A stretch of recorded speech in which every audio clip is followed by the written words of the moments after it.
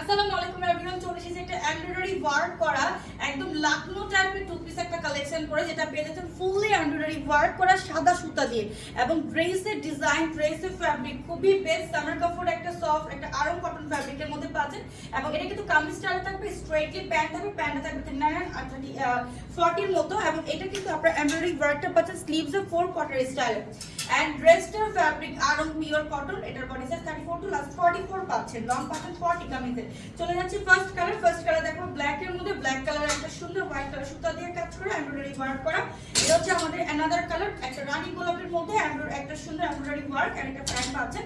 এটা অলিভ কালারের মধ্যে হোয়াইট কালার সুতা দিয়ে একসাথে একটা প্যান্ট পেয়ে যাচ্ছেন। নেক্সট আমরা চলে যাচ্ছি একটা অনিয়ন কালার, অনিয়নটা অনেক সুন্দর এমব্রয়ডারি ওয়ার্ক করা, প্রত্যেকটা প্যান্ট পেয়ে যাচ্ছেন। এটা ল্যাভেন্ডার কালারের মধ্যে, প্রত্যেকটা ল্যাভেন্ডার অনেক সুন্দর হোয়াইট কালার সুতা দিয়ে কাজ করা। এটা হচ্ছে আমাদের স্কাই কালারের মধ্যে হোয়াইট কালার সুতা দিয়ে এমব্রয়ডারি ওয়ার্ক করা।